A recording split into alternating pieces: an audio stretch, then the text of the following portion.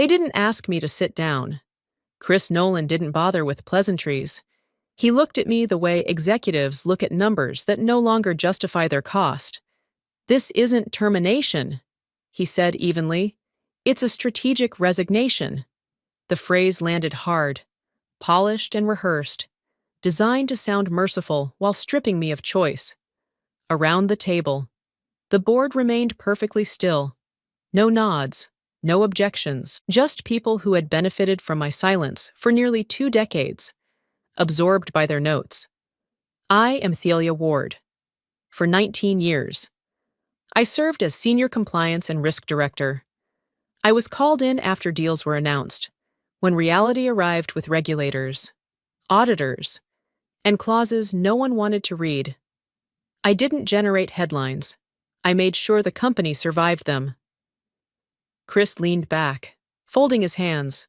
"This is a board decision," he added, as if the room hadn't already proven that no one planned to contradict him. He spoke about alignment, agility, and the future, each word chosen to erase the past without acknowledging who built it. A document slid toward me. Voluntary resignation agreement. The language was generous on the surface and surgical underneath. If I signed. The company avoided exposure. If I didn't. They would rewrite the story by morning. Chris didn't threaten me. He didn't need to. The board's silence did that for him. "You've always been cautious," he continued, offering a thin smile. "We'll finally move faster without unnecessary restraint." Unnecessary. That word carried every late night I spent keeping regulators out of our halls. Every deal salvaged because someone had bothered to ask what could go wrong. My pen hovered. The heat in my face was familiar. The quiet burn of being reduced without raised voices. This wasn't about performance. It was about removing friction and calling it progress. As I stood to leave, the screen behind Chris was still active. A draft contract remained open. Numbers stretching into the billions. The compliance oversight section hadn't been updated yet. My name was still there. Senior Compliance Oversight Thalia Ward. They planned my resignation carefully, completely. How are you feeling right now? Calm, tense, or quietly unsettled like I was in that room if you can. Take a sip of warm water. It's a simple way to steady your body and reset for what's ahead. Tell me where you're listening from. I like knowing who's sharing this moment with me. And if this story resonates, consider subscribing and stay close, because what came next exposed the cracks they never saw coming. 19 years is a long time to learn when to stay quiet. I learned it meeting by meeting, signature by signature, crisis by crisis. While other people collected credit for surviving disasters they barely understood. My work never looked heroic. It looked like policies, checklists, escalation paths, and clauses no one wanted to read until something went wrong. 3 lawsuits died on my desk before they ever reached a courtroom. One federal investigation ended with a closed file because the records were clean, the controls defensible, the answers boringly precise. I built the compliance framework from scratch, then layered an audit system on top of it so problems surfaced early, quietly, and cheaply. The company called it overhead. I called it oxygen. When Chris Nolan arrived, he called it drag. Chris was the kind of CEO who spoke in velocity metrics and runway metaphors. Growth, speed. Disruption always delivered with the confidence of someone who had never sat across from regulators with subpoena authority. He didn't hate compliance. He just believed it should move out of the way when ambition needed room. Leonard Pike was different. Leonard didn't talk about growth. He talked about continuity, about stability, about what investors expected. He nodded at everything and committed to nothing. His talent wasn't leadership, it was survival. Chairs stayed warm because Leonard knew how to lean back and let someone else take the heat.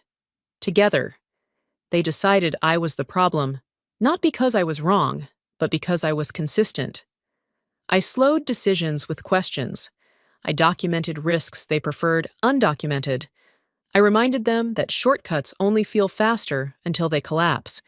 In a room full of people chasing momentum, I became the brake they wanted removed. The board never argued my record. They simply stopped mentioning it.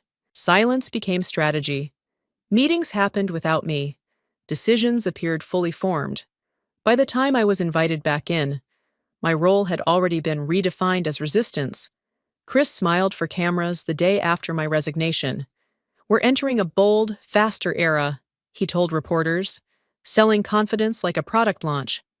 Leonard stood beside him, nodding, careful not to blink. I watched it on mute from my kitchen table. Hands still, jaw tight, years of restraint pressing upward with nowhere to go. I told myself it was finished, that 19 years had reached their quiet ending. Then my phone vibrated. An automated message. A system digest. No subject line I recognized from habit alone. I opened it without thinking. It was an audit notification. My name was still on the list. The silence I had mastered suddenly felt fragile, like a held breath before something irreversible breaks and truth refused to stay buried. I didn't touch a keyboard. That detail mattered to me more than anything else. When the email arrived, it wasn't an invitation or a login prompt. It was an automated audit digest. The same read-only summary I had received every Monday for years. No passwords entered, no systems accessed, just information delivered because someone forgot to tell the system I was gone. That realization cooled something inside me. Offboarding hadn't been rushed because of malice. It had been rushed because of arrogance. My name was still embedded in the audit distribution list, nested among legal counsel and external reviewers. Removing it would have required someone to admit I mattered. No one bothered.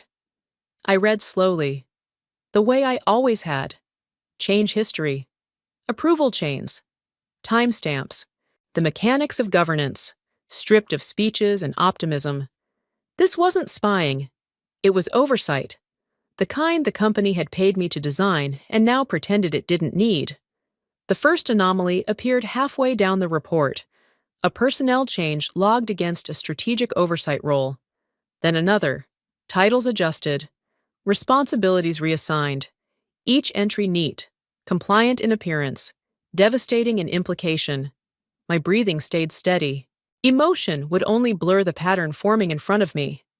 I pulled up the contract summary from memory alone. $2 billion, structured carefully around continuity, accountability, and named leadership. I had written the compliance appendix myself after a painful negotiation cycle. Certain roles were not optional. Certain people were not interchangeable. Those conditions weren't suggestions. They were the price of trust. The audit log told a different story than the press releases. The changes weren't future plans. They weren't provisional. They were executed, approved, locked, and they all touched the same section of the agreement. I scrolled back to the top and checked the dates. My pulse didn't spike. It settled.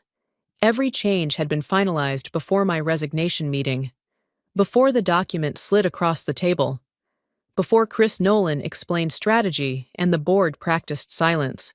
The system recorded what the room never would. They had already removed me, then asked me to leave politely afterward. I closed the email without forwarding it, printing it, or saving it anywhere new. There was no rush. Advantage didn't come from reaction. It came from clarity. They hadn't just forgotten to change a password. They had preserved evidence of their own timeline. And for the first time since walking out of that boardroom, I understood exactly who was exposed and why. The leverage wasn't dramatic, illegal, or loud, but it was precise, documented, and entirely theirs. Waiting patiently inside a system designed to remember what executives prefer to forget when accountability becomes inconvenient and silence feels safer temporarily. Don't leave, yet the next part is where everything starts to shift. What unsettled me wasn't the betrayal itself. It was how cleanly it had been processed. The further I followed the audit trail, the clearer the structure became. This wasn't chaos, it was intent, organized and approved in polite increments. The board had signed off on two changes that mattered more than any press statement. First, they eliminated the independent oversight role entirely, folding its authority into an executive reporting line. Second, they reassigned key responsibilities to interim leadership without updating the contractual disclosures tied to continuity. On paper, nothing looked reckless.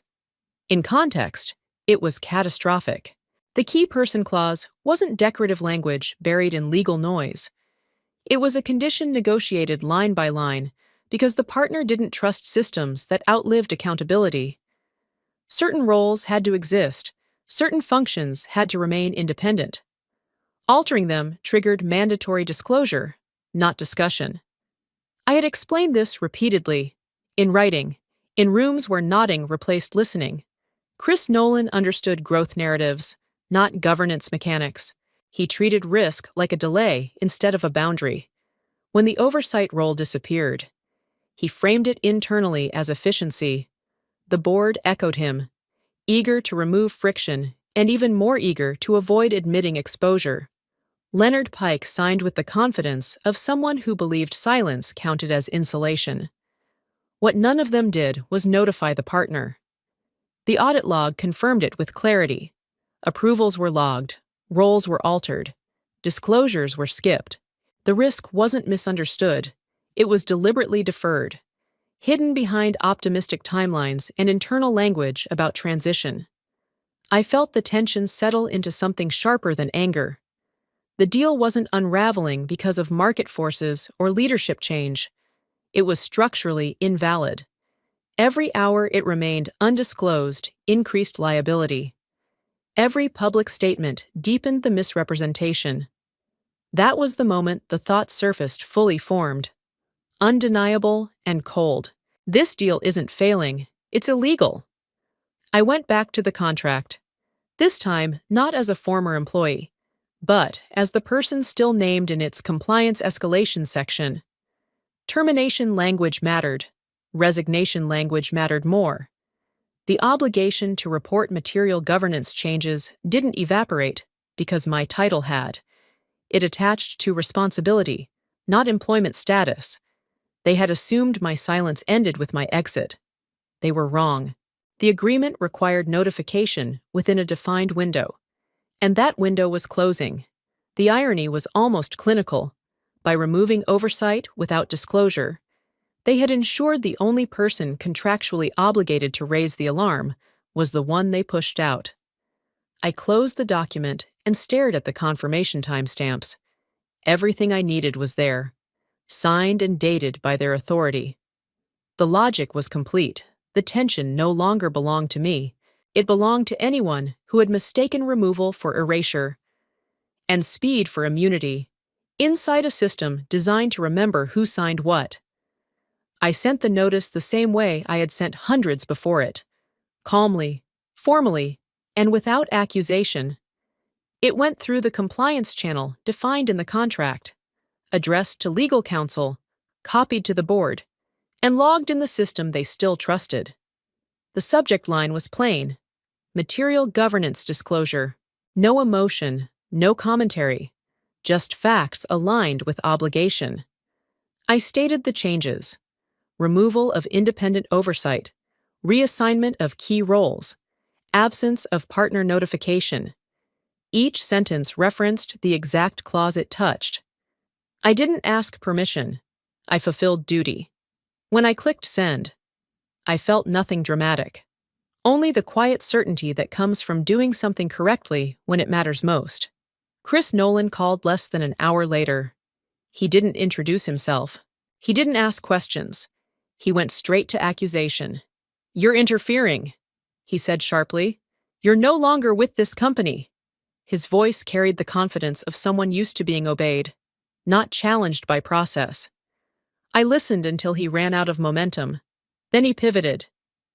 "If this costs us the deal, we'll respond aggressively," he warned. "We'll pursue legal action." The threat was familiar.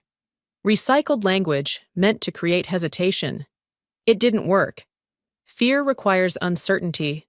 I had none left. "Chris," I said evenly, This isn't interference, it's disclosure. He tried to interrupt me, but I continued. The agreement requires notification within the specified window. That window is closing. There was a pause. Not reflection, calculation. The board said nothing, no acknowledgement, no request for clarification. Silence can be loud when people believe ignoring something might make it disappear. I waited through the response period defined in the contract, tracking hours the way others track stock prices. Time doesn't negotiate, it expires. On the final day, Chris sent a brief message. He framed the notice as premature. He suggested alignment discussions. He avoided the word disclosure entirely. Leonard Pike never wrote at all. The absence was deliberate, a strategy built on delay and plausible deniability. I replied once more, copying the same recipients. For clarity, I wrote, this notice stands. Then I added the only sentence that mattered. I'm documenting this. The deadline passed quietly. No extension, no correction, no notification to the partner. The failure was procedural, not emotional, and that made it irreversible by choosing silence. The board converted a manageable risk into a contractual breach. I closed my laptop and waited.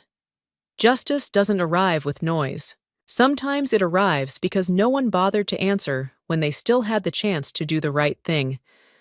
What surprised me most was my own calm. The moment demanded restraint, not reaction.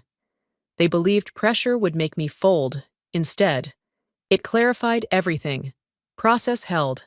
Silence became evidence. And accountability. Delayed but intact. Began moving without them exactly as designed by them.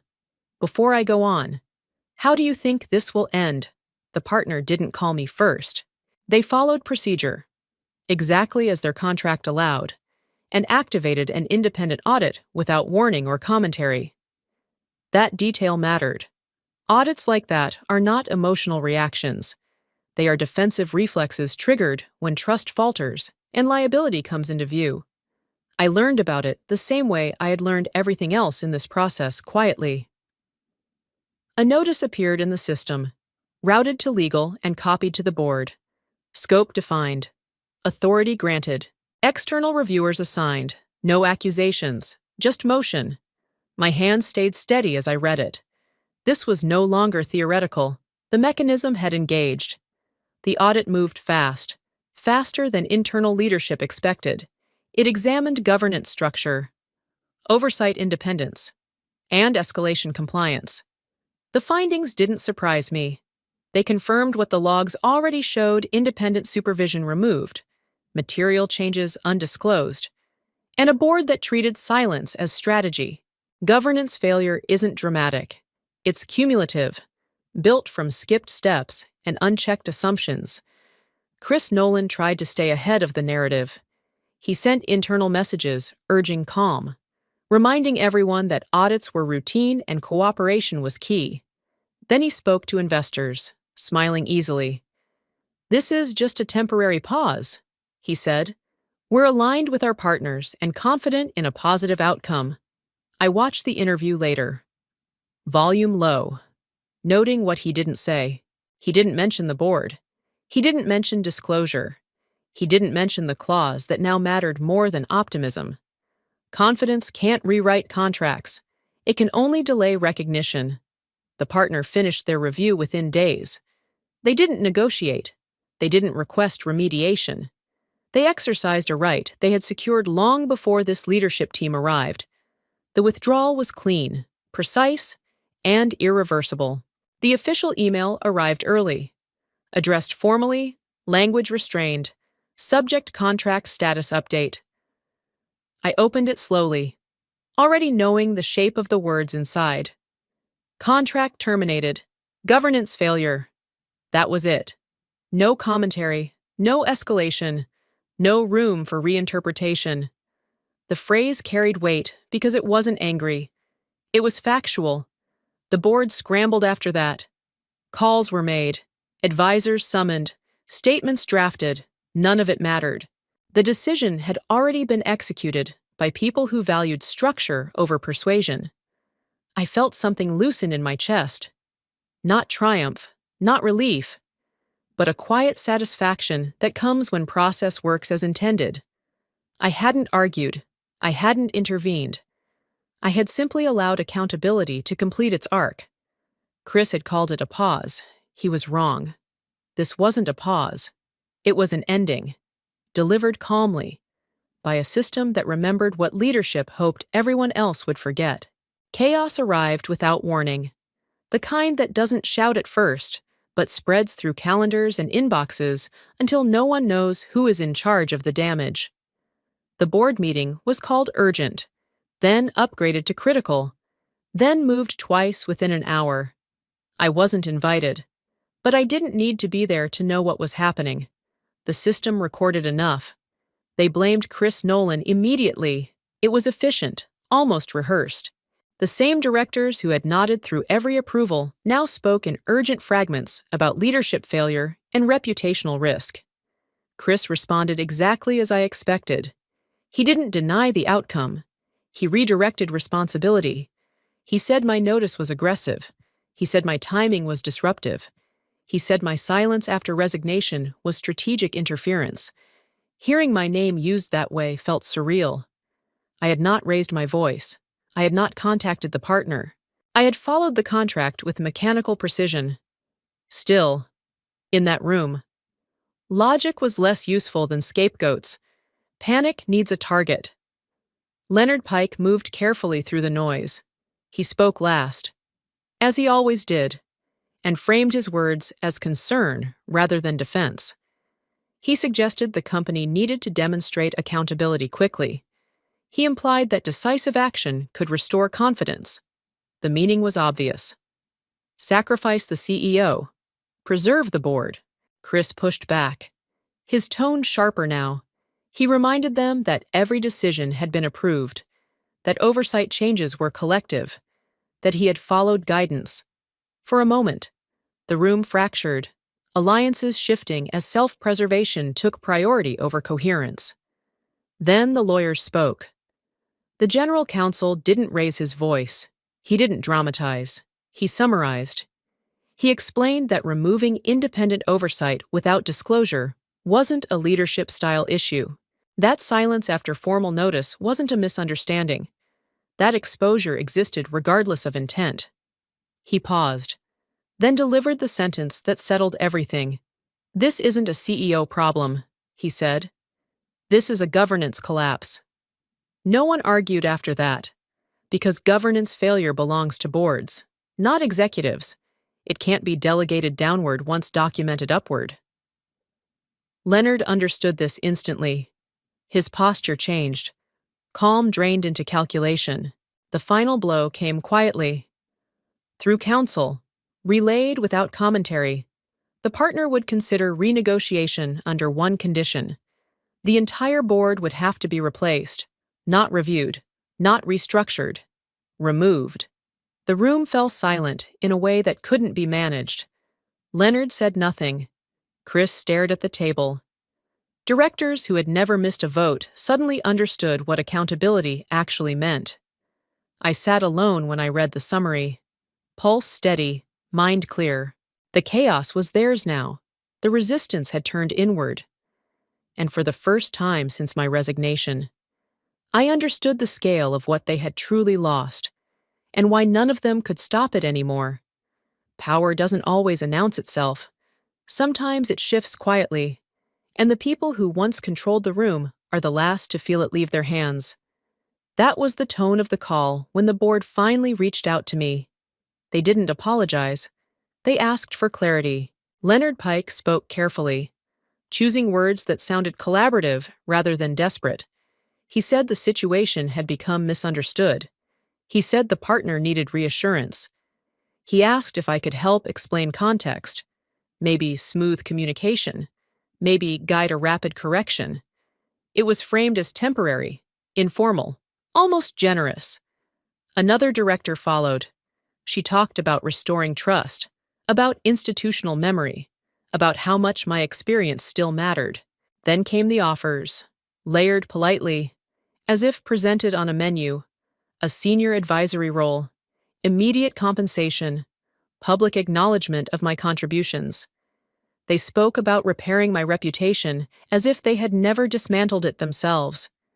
I listened without interrupting, not because I was intimidated, but because I no longer needed to rush. They needed something from me now. That changed the geometry of the conversation entirely. I asked one question: who would be accountable if this happened again? Silence answered first. Then Leonard offered vague assurances about improved processes and future oversight.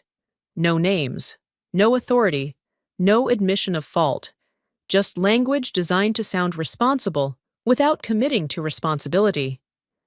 "That's not accountability," I said calmly. "That's delay." The conversation tightened. One voice hardened. Another softened. Someone mentioned litigation risk. Someone else mentioned optics. They circled the same point from different angles, hoping I would step into the gap they had created. I didn't. "I don't fix systems that refuse accountability," I said. The words landed heavier than anything shouted. They weren't emotional. They were final. When the call ended, I felt nothing like victory, just alignment. The power they thought they were offering me was obsolete. It depended on structures already exposed as hollow. An hour later, my phone rang again. This time, the number wasn't familiar. The voice was professional, measured, and direct. The Partners Council introduced herself without preamble. She didn't mention the board. She didn't mention Chris Nolan. She spoke only about the future. "We'd like to speak with you directly," she said, "independent of your former employer." There was no bargaining tone, no flattery, just recognition of role and competence. They asked whether I was available to advise on governance standards going forward, outside the collapsed agreement. I said I was open to listening. When the call ended, the shift was complete. The board still had offers to make, but no one left who could accept them. The leverage had moved, not through force, but through refusal, and it wasn't coming back. Justice didn't arrive with applause or headlines. It arrived in the form of resignations filed quietly, one after another, each carefully worded to avoid admitting fault. Directors who had once spoken confidently about stewardship suddenly cited personal reasons. Family priorities, health concerns. The pattern was unmistakable. The board was being cleared, not criticized, erased without ceremony. I followed the updates the way I followed audit logs, calmly, without satisfaction sharp enough to feel like revenge. Accountability had finally attached itself to the right level. Governance failure does not belong to individuals alone. It belongs to structures that allow individuals to hide. This time, the structure collapsed inward. Chris Nolan survived. Technically, his title remained, his office untouched, but authority drained from him in measurable ways. Decision rights were reassigned, communications routed around him, oversight imposed where autonomy once lived. He became visible without being powerful. A reminder that leadership without trust is only theater. The company issued statements about transition and resilience. Analysts spoke about lost momentum. No one mentioned the number directly, but everyone understood what had vanished. A $2 billion contract does not disappear quietly. It leaves a vacuum that restructures forecasts, careers, and reputations. The damage was real, not symbolic. What surprised me was my absence from the narrative. Articles quoted executives, former directors, unnamed sources. They debated governance lessons and market confidence. My name never appeared. At first, I wondered if that omission was intentional.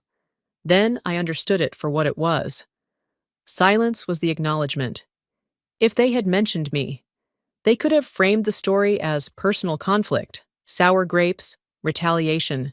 By excluding me entirely, they were forced to confront the truth they couldn't shape. The system failed itself. That was the story.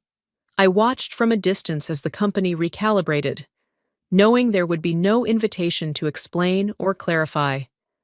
I didn't want one. Justice doesn't require recognition, it requires resolution. The final confirmation came weeks later. In a brief call that felt almost anticlimactic, the partner had finalized a new agreement, structured differently, governed differently, insulated against the kind of failure they had just experienced. Independent oversight was embedded, not optional. Accountability was explicit, not implied. It wasn't a replacement deal, it was a correction. They didn't ask me to return. They didn't reference my former employer. They spoke about principles, architecture, and safeguards.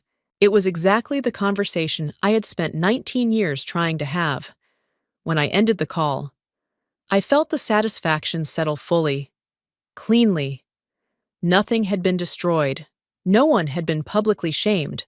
But the consequences were real, permanent, and deserved. That was justice. Not loud, not personal, just precise, proportionate, and finally aligned with the truth everyone else had tried so hard not to see. I work alone now, by choice, not exile. The pace is quieter, the boundaries clearer, and every agreement begins with the same question: who is accountable when things go wrong? I advise. I design guardrails. And I leave before power dulls the purpose. Independence suits me because it keeps responsibility visible. There were opportunities to return. Messages arrived framed as reconciliation, as if time could rewind itself politely. I declined everyone. Going back would have meant repairing a structure that had already proven it preferred comfort over correction. I didn't owe the company redemption, and it didn't deserve rescue. Instead, I built something smaller and sturdier. Clients come to me before announcements, not after crises. They ask about consequences, not headlines. They listen when clauses are explained, because they understand that prevention costs less than recovery. The work feels honest again, from a distance. I watched my former employer adapt without me. New faces filled old seats. Processes were rewritten with the seriousness they once mocked. Progress happened, slowly, expensively, and without applause. That was never my concern. Lessons learned too late still matter, just not to the people who ignored them first. What remained constant was the absence of my name. No credit, no blame, just quiet separation. I realized that anonymity was the cleanest ending possible. It meant the story stayed about systems, not personalities, about design, not drama. Closure arrived without ceremony. One morning, reviewing a new engagement, I recognized familiar language, clauses I had written years earlier, now respected instead of resisted. The cycle had completed itself. I closed my notebook and felt the final weight lift. Not as triumph, but as peace. Nothing needed proving anymore. Accountability had moved where it belonged, and my role was finished. I carry no bitterness, only clarity, and that clarity guides every decision I make now, reminding me that power fades, records endure, and integrity is the only asset that compounds quietly over time without shortcuts, excuses, applause, or fear at all. They thought forgetting to change a password was their mistake. Forgetting accountability was the real one. What I learned from all of this isn't about winning or losing a job. It's about understanding where real power actually lives. Titles disappear. Access gets revoked. Offices change hands. But responsibility leaves a trail. And systems remember what people try to forget. I didn't succeed because I was louder, faster, or more ruthless. I succeeded because I stayed precise, patient, and principled when it mattered most. If you're listening to this and feeling overlooked, pushed aside, or quietly erased, know this integrity compounds, even when no one is applauding. I'm curious, where are you listening from right now? Drop it in the comments, and tell me what part of this story stayed with you the longest. If this resonated, a like or share helps these stories reach people who need them. And if you want to keep exploring moments where accountability finally catches up, Consider subscribing. Sometimes justice isn't dramatic, but it's always worth staying for.